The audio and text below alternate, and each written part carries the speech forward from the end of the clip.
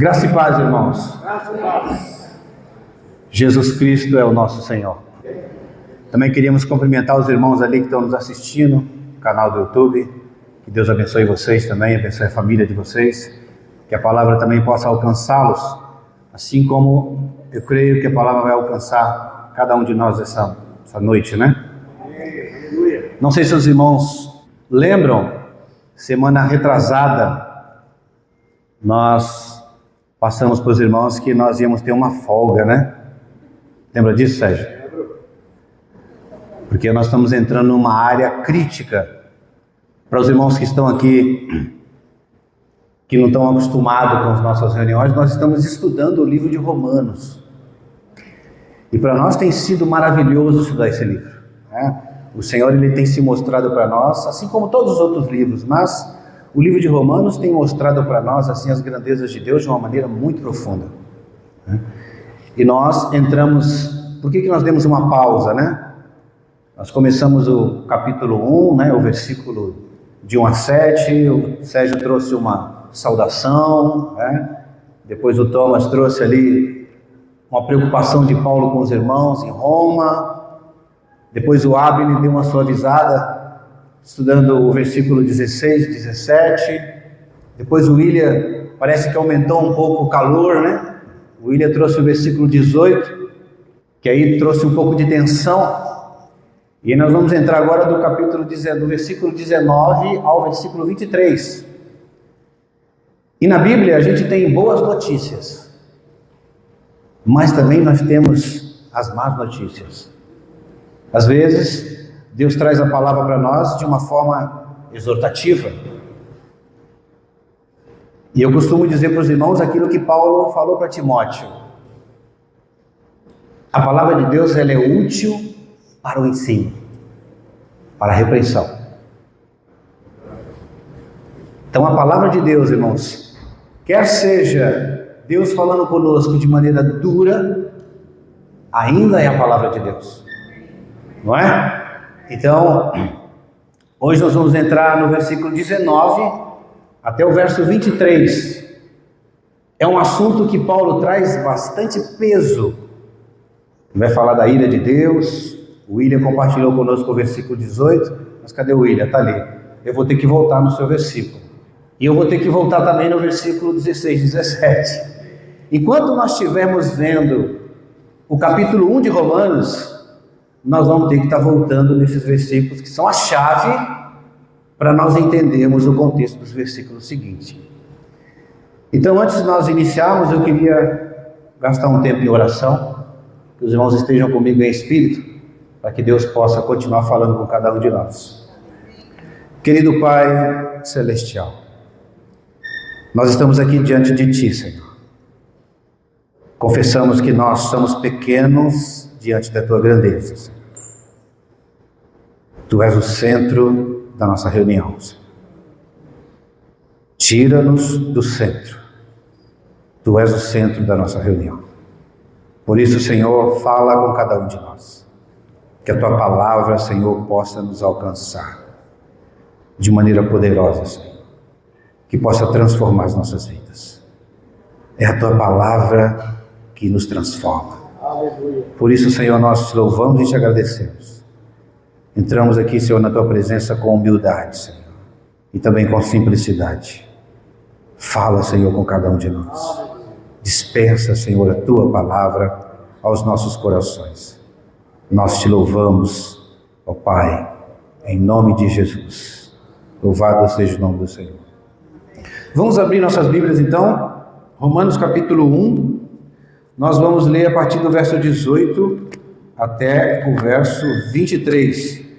Pode ser na versão João Ferreira de Almeida mesmo, tá bom, irmãos? Os irmãos que tiver outra Bíblia, não tem problema. Os irmãos podem começar no versículo 18, por favor.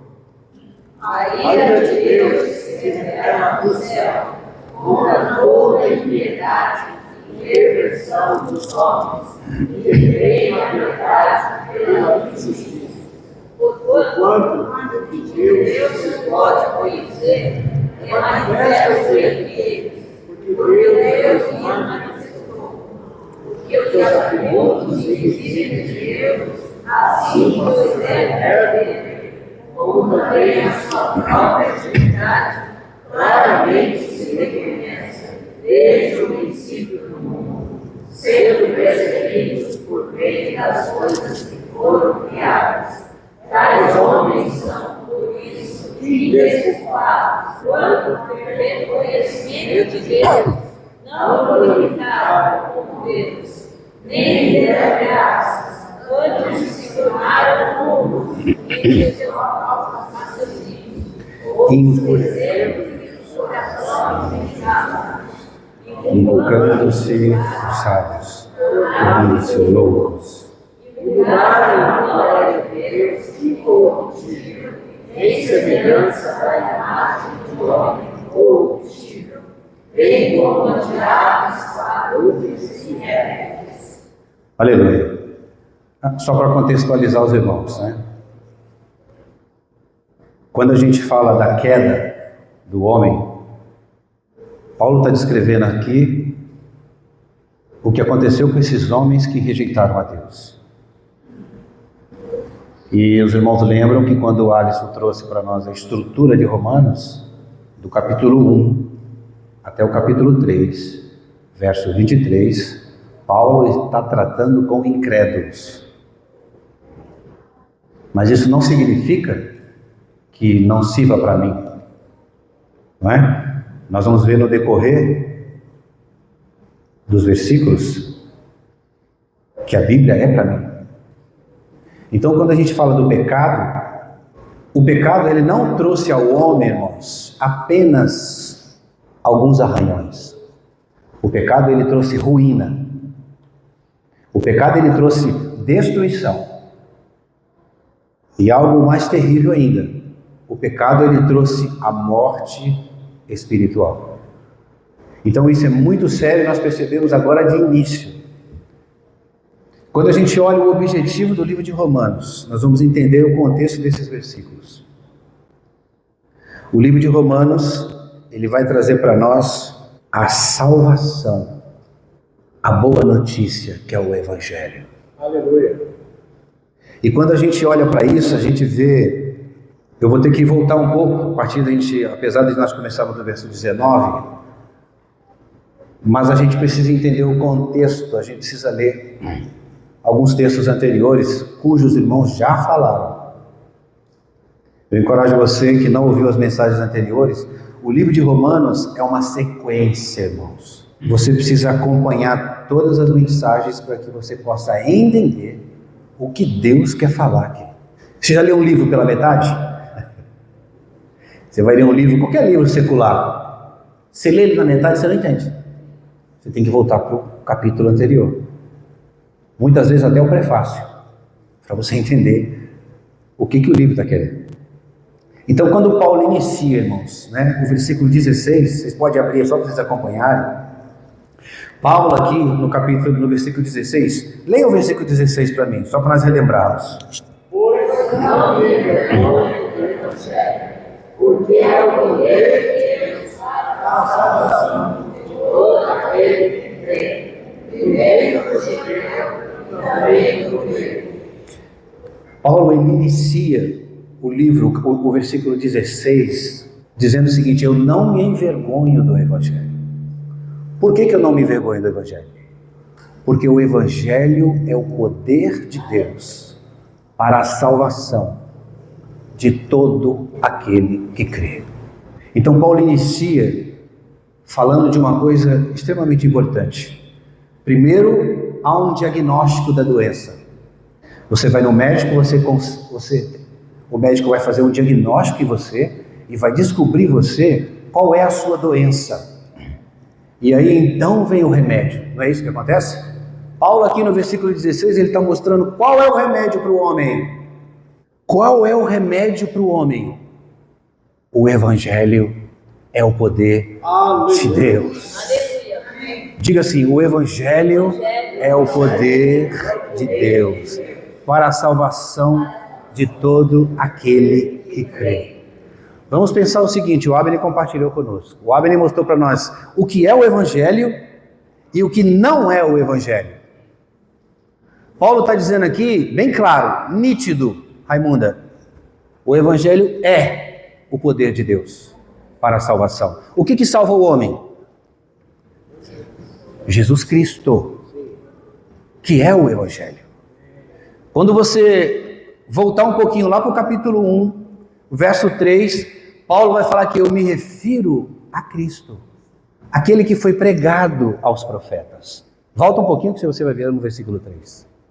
Então Paulo está dizendo aqui ó, que esse poder, esse Evangelho é Cristo, porque Cristo que salva o homem caído, o homem pecador. Os irmãos conseguem compreender? E o próprio apóstolo Paulo, quando ele escreve a carta aos 1 Coríntios, no capítulo 1, versículo 24, ele diz que o Evangelho não é só a sabedoria de Deus, mas o Evangelho é o poder de Deus. Lá ele fala que Cristo é a sabedoria de Deus e o poder de Deus. Então Paulo está enfatizando aqui que Cristo é o poder de Deus. Pai. Os irmãos conseguem compreender? Até aqui? E aí o Abner continuou compartilhando conosco o versículo 17. Irmãos, perceba que o versículo 16 e o versículo 17 de Romanos, ele é literalmente o assunto da carta aos Romanos. É o Evangelho e a justiça de Deus. E aí você vai ver no versículo 17, Paulo falando o quê? Que a justiça de Deus, ela se revela no Evangelho. Leia aí o versículo 17. Visto que a justiça de Deus se revela no Evangelho, de fé em fé, como está escrito, o justo viverá por fé. Os irmãos estão atentos aos detalhes aqui, Sérgio? Porque muitas vezes, irmãos, eu estava falando com a Raquel esses dias, conversando com o Daniel por telefone, a Bíblia parece que é cheia de códigos. E às vezes você passa assim e você não entende nada. Mas aí você lê de novo, aí Deus começa a falar com você. Aí você lê de novo, Deus fala outra coisa que você não viu. O Abner já compartilhou esse versículo conosco, mas tem coisa aqui que o Abner falou que talvez a gente já esqueceu. E eu vou ajudar os irmãos a relembrar. Então veja o que está dizendo aqui. Primeiro ele fala que o Evangelho é o poder de Deus para a salvação. Agora ele diz que a justiça de Deus se revela no Evangelho.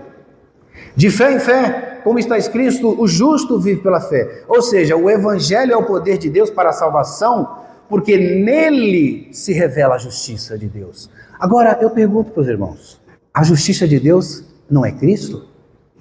Olha essa nota aqui que eu quero ler para os irmãos. Diz assim, ó, aquilo que não podíamos fazer, Deus fez por nós em Cristo Jesus. Por quê? Porque Cristo cumpriu a justiça de Deus. Então Cristo é a justiça de Deus. Os irmãos conseguem entender que coisa maravilhosa? E aí o próprio apóstolo Paulo, lá em 1 Coríntios, 2 Coríntios 5:11, o que ele diz lá? Aquele que não conheceu o pecado, se fez pecado por nós. E o que diz mais o versículo? Para que nele fôssemos feito justiça de Deus. Os irmãos estão conseguindo me acompanhar aqui? É importante os irmãos entenderem o que nós estamos falando aqui no começo, para depois os irmãos entenderem a má notícia. Paulo está te dando aqui uma boa notícia, Marcelo. O Evangelho é o poder de Deus para a salvação, a justiça de Deus se revela no Evangelho, de fé em fé, como está escrito, o justo virá pela fé. Paulo está caminhando aqui, te trazendo boas notícias. Ou seja, há solução para o pecador. Há solução para aquele que caiu e aquele que aborreceu a Deus. É o Evangelho. E também é a justiça de Deus. Aleluia. Agora, já que nós falamos da justiça, aqui nós temos um advogado. O que é justiça? Por que nós precisamos ficar atento a esse detalhe? Porque daqui a pouco Paulo ele vai fazer um contraponto falando da injustiça. Paulo está preparando o seu coração. Então o que é justiça? Irmãos, essa palavra justiça, ela vem do grego, que é da palavra dikaiosune. Olha só, uma palavra difícil. Mas essa palavra tem a ver com retidão e integridade. Mas não é só isso. Ela fala de um proceder aprovado por Deus. De uma condição aceitável por Deus. Deus vai olhar para você, vai olhar para o seu proceder, para a sua condição, e esse proceder, essa condição, tem que ser aceitável aos olhos de Deus. E isso só é possível em Cristo Jesus. Porque Cristo é a justiça de Deus. Então, quando Deus olha para você, Ele vê em nós a justiça de Deus se manifestando. Porque todos nós que aceitamos Jesus como nosso Senhor e Salvador, nós vamos falar daqui a pouco, nós somos justificados em Cristo. Então nós nos tornamos justos, Sérgio, diante do Pai. Então quando Deus olha para nós, há todo um sacrifício que foi realizado.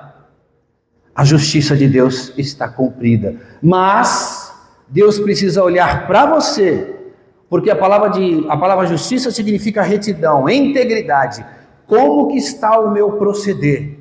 Como que está a minha condição diante de Deus? Está aceitável ou não? Isso é justiça. Os irmãos conseguiram compreender? Agora, um alerta, um grande alerta para os irmãos. Quem foi justificado, olha só, irmãos, em Cristo, não pode viver como se a injustiça fosse algo normal.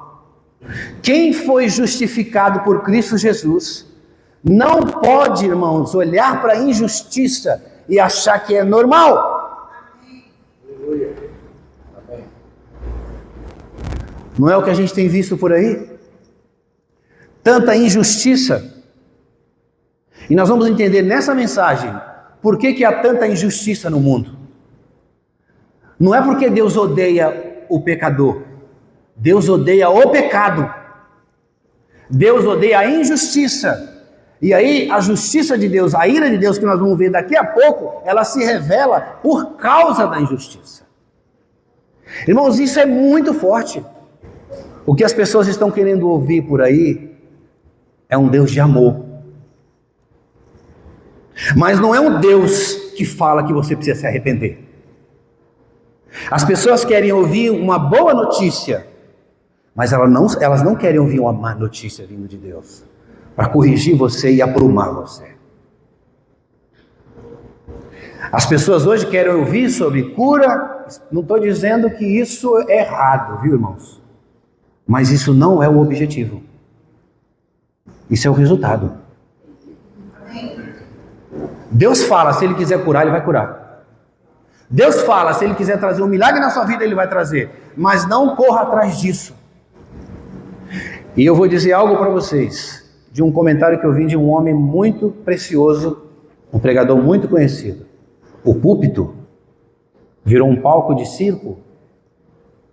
Porque, irmãos, o evangelho verdadeiro, ele mexe com você. Aleluia. O evangelho verdadeiro, ele transforma você. O evangelho verdadeiro, Fabi, ele transforma as nossas vidas, irmãos.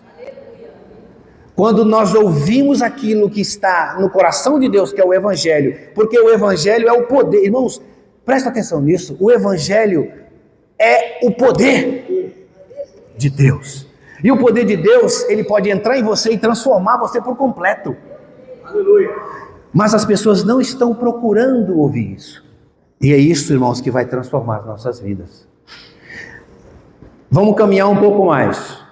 Aqui a gente vê duas coisas importantes, né? De um lado a gente vê a justiça de Deus sendo revelada no Evangelho.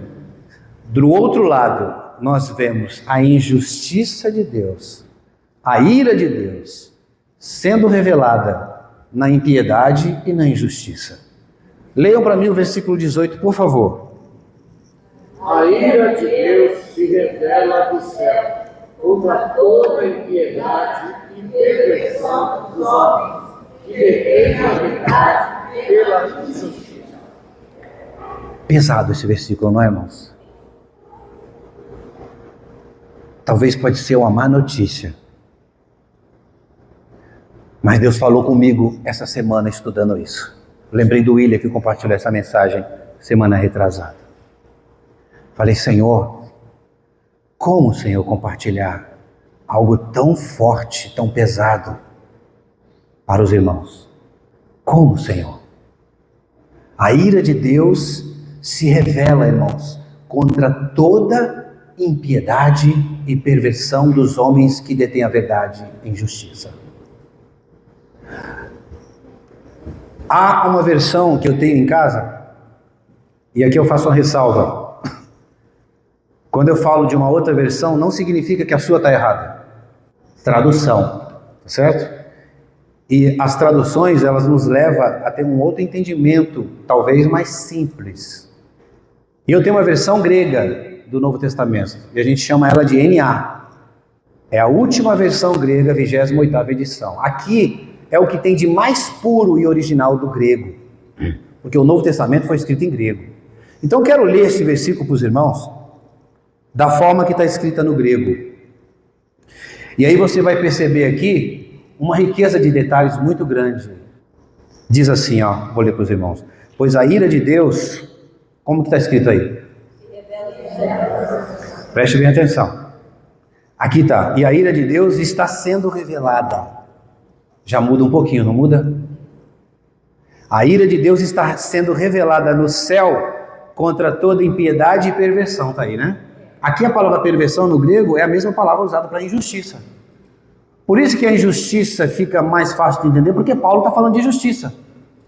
Então você vê um contraponto, justiça e injustiça. Quando você lê perversão, parece que você não entende o que é injustiça.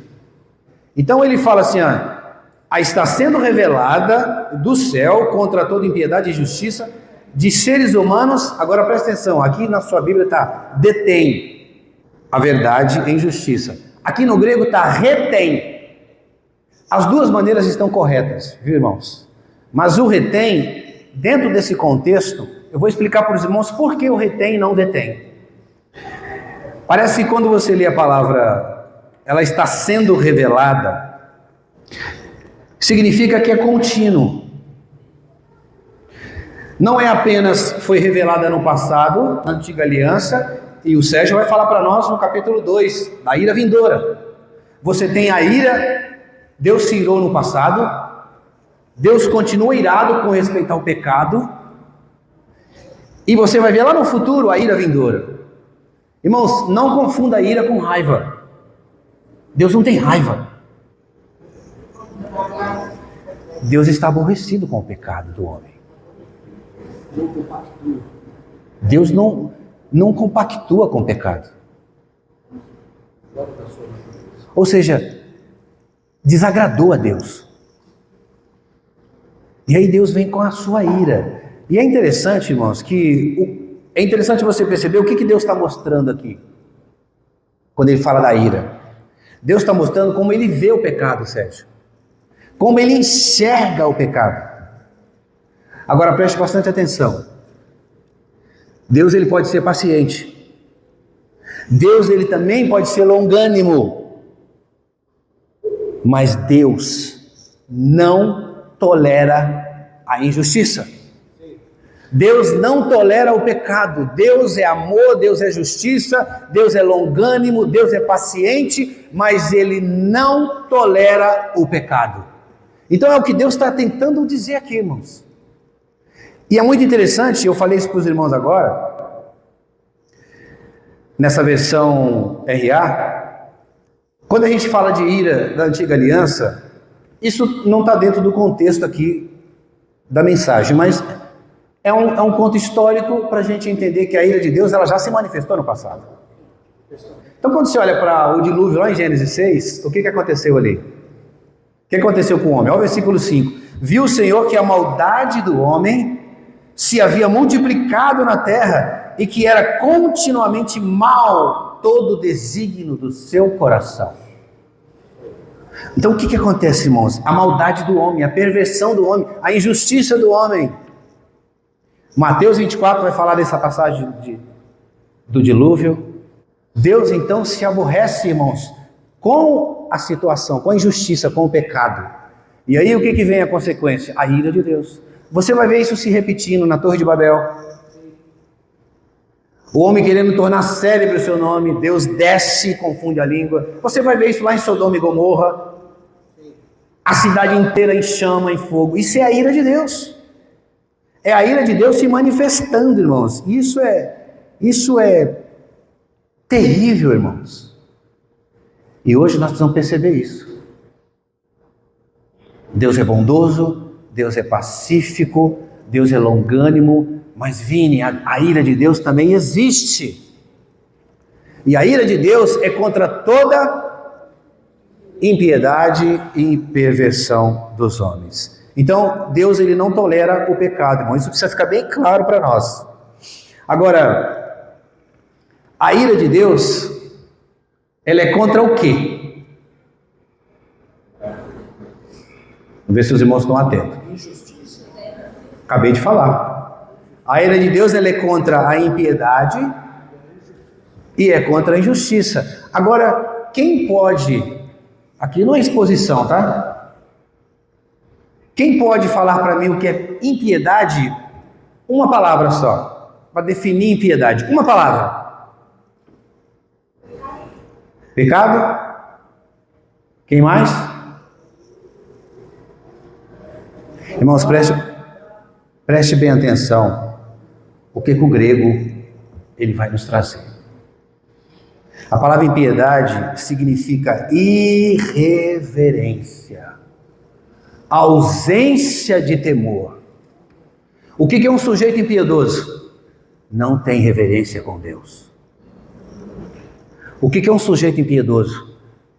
Ausência de temor. Não há temor, irmãos, diante daquele que é o santo, justo, nosso Senhor. Então a impiedade é isso, irmãos, que é um pecado contra Deus. Agora a ira de Deus, ela é também contra a perversão, que é a injustiça. Agora, quem pode definir em uma palavra o que é injustiça? A injustiça, no grego, ela está assim, ó, é aquilo que distorce a verdade. Violação da justiça, Marcelo. E isso inclui ações e também postura. Então aqui vale a gente fazer uma pequena pausa. Como que está a minha postura diante de Deus? A reverência diante dos nossos cultos? Há temor diante dos nossos cultos e adoração? Irmãos, eu preciso tocar nisso aqui. Porque Paulo está falando aqui para os incrédulos. Mas vamos repensar um pouco e vamos refletir um pouco. Eu sou uma pessoa injusta? Ou eu ando em retidão, em integridade, em justiça, em glória? O meu proceder, ele é em retidão? Eu tenho um andar íntegro diante do Senhor? As nossas reuniões, ou culto, reunião, há reverência, Vini? Quando os irmãos da música estão ali, trazendo para nós adoração, queridos, eu quero chamar a sua atenção. Eu vejo por aí muitas coisas. Eu olho para um culto, parece que eu estou num show de rock and roll. Precisa ter reverência diante do Pai. Precisa ter temor diante do Senhor. É o que Paulo está falando aqui, ó. Agora preste bastante atenção, irmãos. Ainda dentro da NA 28ª edição, o versículo 18, no finalzinho, ele diz assim, ó: contra toda impiedade e injustiça de seres humanos que retêm a verdade em injustiça. A palavra grega aqui, irmãos, ela pode ser usada como detém também. Mas, assim como o grego e como o hebraico, a gente precisa entender muito o contexto para saber o que aplicação tem a palavra. Então, quando você olha assim, ó, detém a palavra em injustiça. Quando você olha para a palavra detém, você bloqueia. A palavra detém significa para. Eu detenho, eu não deixo ela prosseguir. É como um policial prende um prisioneiro, você está detido, está preso. Agora, quando você fala que a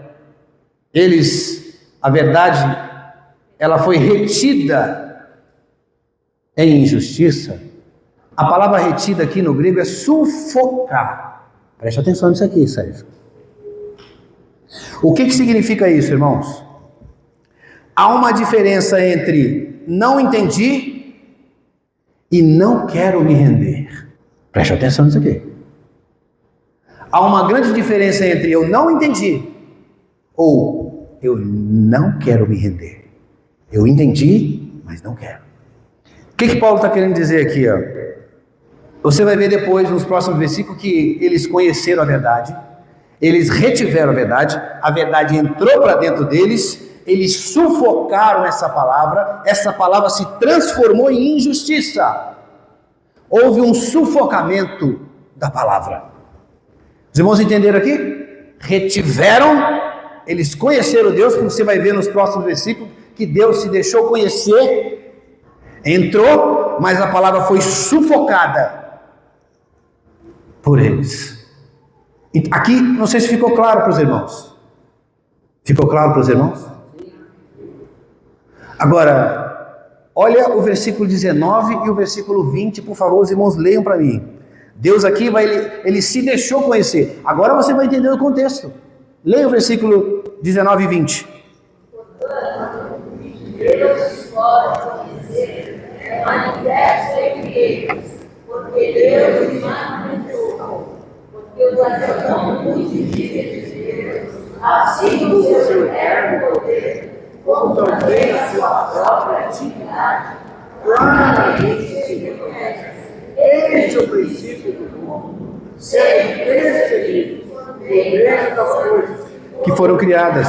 Tais homens são, por isso, indesculpáveis. Os irmãos conseguiram entender aqui? Eles conheciam claramente a palavra. Eles conheciam claramente a divindade, os atributos de Deus. Mas a palavra entrou e foi sufocada. Porque Deus se deixou conhecer. Eles sufocaram a palavra. Agora, eu vou ler para os irmãos na NA, só para os irmãos entenderem. O versículo 19 fala assim, porque aquilo que é conhecível de Deus. O versículo está assim, é claramente evidente neles. Eu quero chamar a atenção dos irmãos aqui. Chamar a atenção dos irmãos. A palavra se manifestou entre eles. A palavra foi evidente neles. O que Paulo está dizendo aqui, irmãos? Olha a diferença aqui. Alguma coisa pode se manifestar entre os irmãos. Isso dá um tom de coisas exteriores. Sim ou não? Sim. Por exemplo, Sérgio, algo se manifestou entre os irmãos. Mas não foi no irmão, foi entre. Os irmãos entenderam aqui? Então o que Paulo está dizendo aqui? Porque aquilo que é conhecível de Deus, olha o que diz aqui, irmãos, é claramente evidente neles. E o versículo continua, pois Deus lhe tornou isso evidente. Olha o versículo. Irmãos, que coisa extraordinária aqui, irmãos. Então quando você fala aqui, que a palavra foi claramente evidente neles, o sentido é que foi internamente. Por exemplo, algo se manifestou no Sérgio. Algo se manifestou entre o Sérgio e a Rose. Exterior. Mas algo aconteceu no Sérgio. Foi no Sérgio. Os irmãos estão entendendo aqui o contexto que Paulo quer chegar aqui, irmãos? A palavra, eles conheciam a verdade. Por isso que Paulo fala no versículo que os homens são indesculpáveis. Não há desculpa para eles.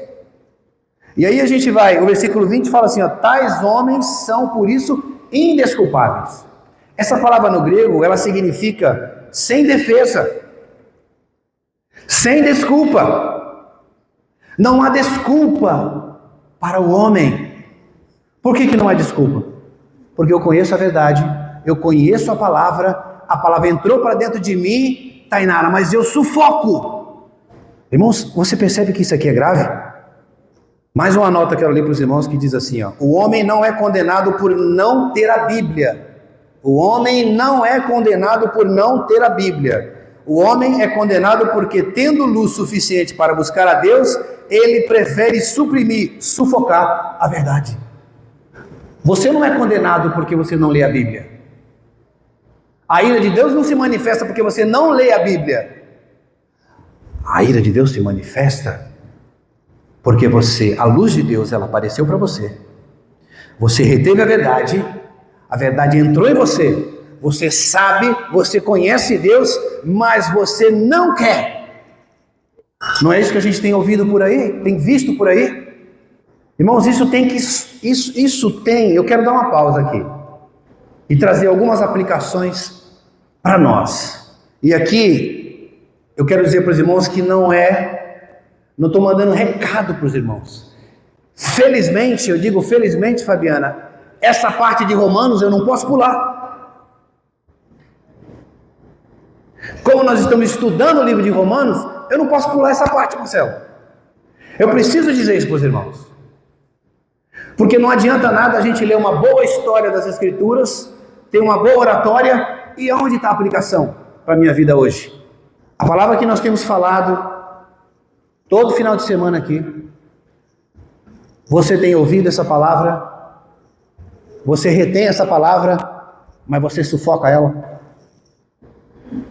A reverência diante da palavra de Deus, a temor diante da palavra de Deus. Eu quero abrir um parênteses aqui. Às vezes, irmãos me mandam mensagem, me procura, me liga. Não é para ter comunhão, é para reclamar da comunidade. É que não está bom isso, é que não está bom aquilo. Eu não gosto do jeito que os irmãos cantam, eu não gosto do jeito que os irmãos oram. E eu escuto com toda a paciência, irmãos. E procuro ajudar o irmão. Você acha que isso é só aqui? Isso é em todo lugar. Sempre tem alguém reclamando de alguma coisa. Agora eu quero chamar a sua atenção, irmãos, aqui. Nós precisamos valorizar a palavra de Deus. Nós precisamos valorizar. Hoje, uma igreja bíblica é pouco que você vai ver por aí. Não estou criticando os nossos irmãos de forma nenhuma. Mas quem está preocupado com a Bíblia, de ensinar a Bíblia, está difícil. Principalmente nos tempos atuais. Esses dias eu vi um precioso irmão, eu chorei bastante. Os pastores estão mudando suas igrejas, mudando as cores, colocando jogo de luzes, trazendo de tudo para mudar as coisas. Mas quando você olha bem nos olhos dos membros da igreja, nada está acontecendo. Por quê, irmãos? O que muda a minha vida e a sua é a palavra de Deus. Amém. O que muda a minha vida e a sua, o que vai mudar a minha vida e a sua vida hoje é a Bíblia. Aleluia. Os irmãos acreditam nisso? É. O que vai mudar a sua vida e a minha vida é as Escrituras, Magda. Porque aí você vê alguns irmãos por aí dizendo que, irmãos, não precisa ter conhecimento, não precisa conhecer, basta vir para o culto, sentar lá, irmãos, ouvir uma boa palavra e ir para casa. O irmão Daniel, semana passada, ele trouxe uma palavra dura, sim ou não? Puxa vida, eu saí daqui até torto. Misericórdia, eu falei, Senhor Jesus. Não vou lá, tem irmãos que vêm para a igreja e não traz nem a Bíblia. E depois quer reinar. Meu Deus do céu. Isso é sério ou não? Deixa eu ler um versículo para vocês. 1 João, capítulo 2, versículo 3. Ora, sabemos que o temos conhecido por isto. Olha para mim aqui, irmãos. 2 pontos. Como nós sabemos que conhecemos Cristo? 2 pontos. Agora ele vai dizer o que é. Leiam para mim. Aquele, versículo 4. Pode ler, irmãos.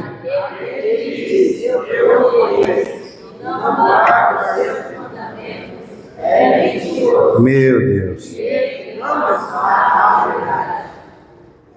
Continua lendo. Versículo 5.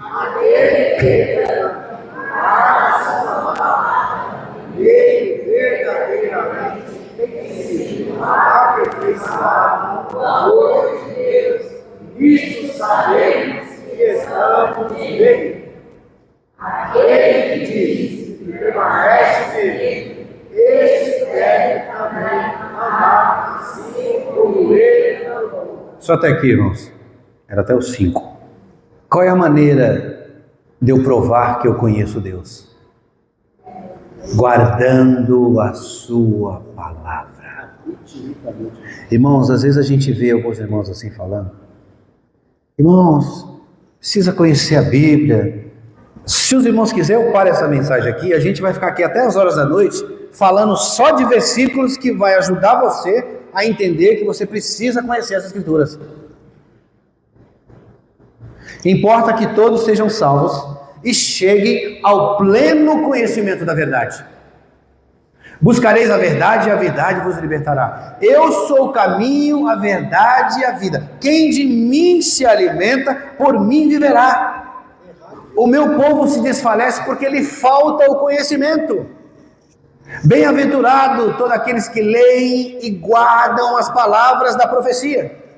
Paulo fala para Timóteo: Timóteo, aplica-te à leitura até a minha chegada. Timóteo, é necessário. Leia as Escrituras, Timóteo. Irmãos, no que seria de nós sem as Escrituras? Nada. Só injustiça. E quando você... vamos fazer um resumo aqui, que Paulo está dizendo. Eles conheceram Deus, certo?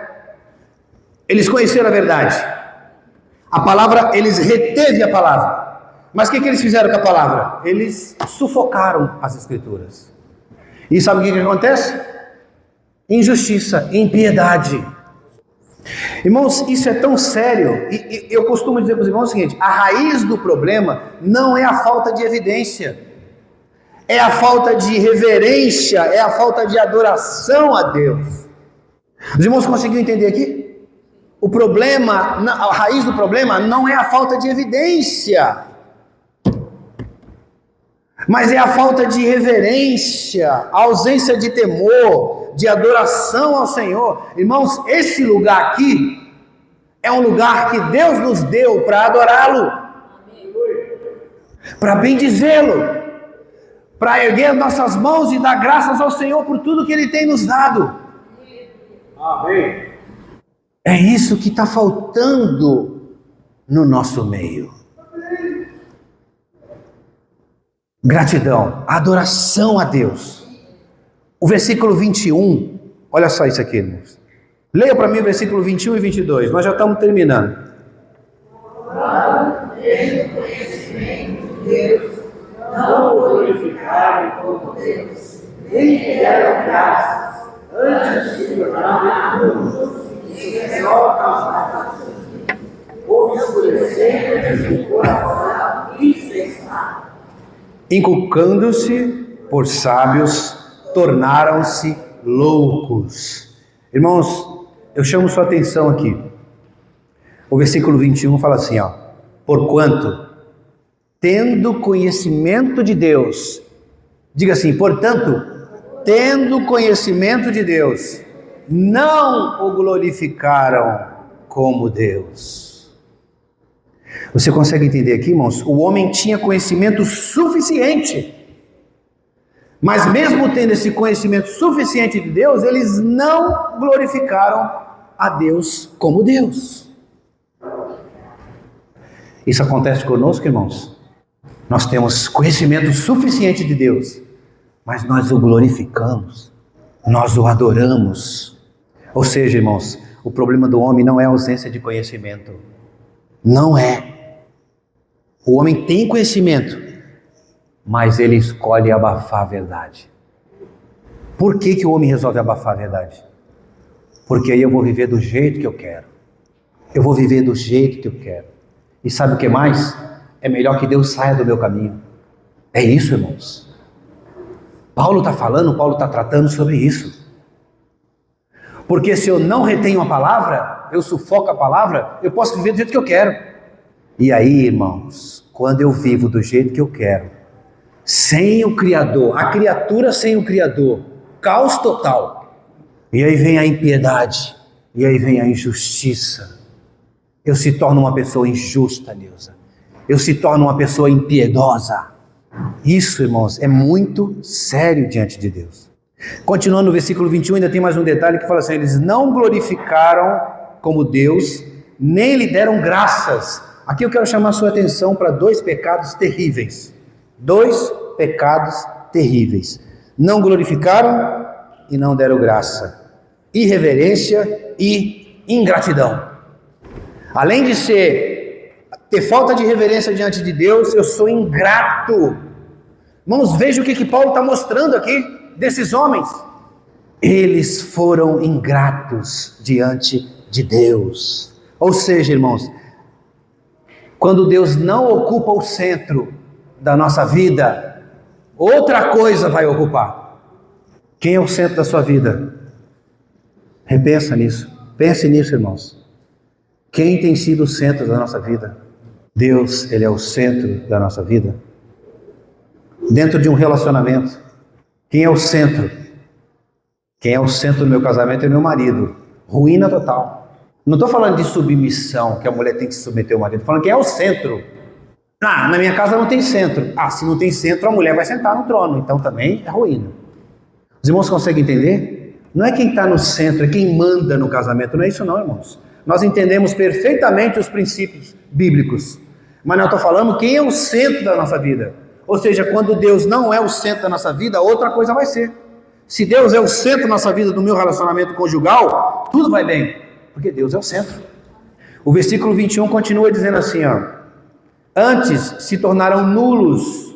Preste atenção no que significa essas palavras aqui, irmãos. Porque às vezes, irmão, não sei se isso acontece com vocês.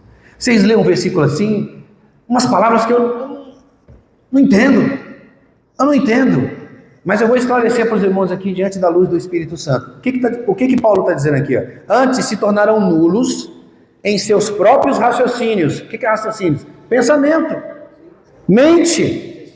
Os irmãos estão entendendo? E aí ele vai, obscurecendo-lhes o coração, insensato, encucando-se, ou seja, a palavra aqui, afirmando, por sábios tornaram-se loucos. Agora preste bem atenção, a palavra nulo aqui, no grego é vazio. Dá para entender melhor? Se tornaram vazios, fúteis. E ele continua, obscurecendo-lhes o coração. Isso significa que primeira coisa que o pecado faz com você e comigo, cega você, obscurecendo o seu entendimento.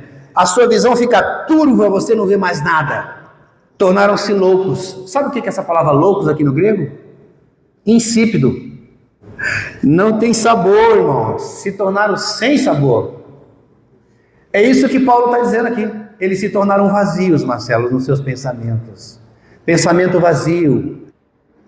Porque eu retive a palavra está dentro de mim, mas eu rejeito conscientemente. Você conhece Deus? Sim, conheço. Você já aceitou Jesus como seu Senhor e Salvador? Sim, conheço. E fica mais claro para você entender. Eu quero ler um versículo para os irmãos, que é o próprio Paulo fala lá em Romanos, capítulo 12, versículo 2, para a gente entender o princípio de todos os males aqui, irmãos, é a mente humana. Por isso que Paulo fala assim, preste bastante atenção aqui, rapidamente, chama sua atenção. Paulo fala assim, a mente posta no espírito é vida e paz, mas posta na carne é morte. Aonde estão os seus pensamentos? Em Deus ou no diabo? Lembra que eu falei recentemente, Satanás não tem o poder de ler a sua mente, mas ele tem o poder de influenciá-la. Por isso que a Bíblia fala, os dardos inflamáveis do maligno, Bia. Ele vai jogando, é flecha. E aí ele pega você no ar, influenciou você. É o que Paulo está falando. Olha o que Paulo está falando, o próprio apóstolo Paulo, no capítulo 12, versículo 2. E não vos conformeis com esse século atual, mas transformai-vos pela renovação da vossa mente, para que experimentei qual seja a boa e agradável, perfeita vontade de Deus. Os irmãos entenderam aqui aonde está o problema maior? Por exemplo, nesse momento aqui, onde está a nossa mente? Dívida eu nem tenho muitas, tá certo? Deixa de lado. Senhor, esse momento que eu vou estar na reunião, eu vou esquecer as dívidas que eu tenho por um momento, porque senão você fica louco. Principalmente no começo do ano, tem tanta coisa para pagar, não é? Então, o que Paulo está falando aqui? A mente posta no espírito é vida e paz, mas posta nos problemas, na carne, é morte. Então, aonde está seu pensamento? Por que muitas vezes a gente sai de um culto, aí você fala assim, eu não ganhei nada. Irmão falou lá, porque a sua mente não estava aonde tem que estar. Agora eu quero ler um outro versículo para os irmãos que pode chocar você. Vamos abrir a nossa Bíblia em Tito, capítulo 1, versículo 15, até o verso 16. Eu vou ler para os irmãos rapidamente esse versículo, porque está chegando meu fim aqui. Versículo 15 fala assim, todas as coisas são puras para os puros. Todavia, entretanto, para os impuros e descrentes, nada é puro. Irmãos, presta bem atenção aqui que eu quero trazer uma explicação das palavras, porque a gente às vezes não entende. O que é o descrente? Aqui no grego é o infiel. O infiel. Ou eu sou fiel a Deus ou eu sou infiel. Nada é puro, porque tanto a mente como a consciência deles estão corrompidas. O que é corrompidas? Estão contaminadas por alguma coisa, irmão. E muitas vezes, Raimunda, a gente fica bem longe, porque a nossa consciência e a nossa mente está contaminada. Por isso, quando a gente vem, irmãos, para o culto, é muito importante a gente se esvaziar de todo o lixo que nós trazemos lá de fora. Porque Deus trouxe você para um lugar para você ficar 1h30, 2 horas, e nós precisamos aproveitar esse momento, porque esse momento pode ser salvação para nós para depois. Pode ser uma grande salvação para você. Pode ser um alívio para você aguentar a semana. Mas veja bem, olha o versículo 16, Sérgio. Os irmãos leiam para mim o 16. Tocante a Deus, professam conhecer, entretanto, o negam por suas obras. É por isso que são abominados, desobedientes e reprovados para toda boa obra. Irmãos, olha aqui, está assim, quando ele fala aqui, eles o negam. Aqui no grego está dizendo que eles desconsideram os interesses de Deus. Negar a Deus é desconsiderar os seus interesses. É desconsiderar os interesses de Deus. Eu não estou preocupado. E aí ele fala, por isso que são abomináveis, desobedientes, reprovados. Aqui é desqualificados para toda boa obra. Irmãos, isso acontece.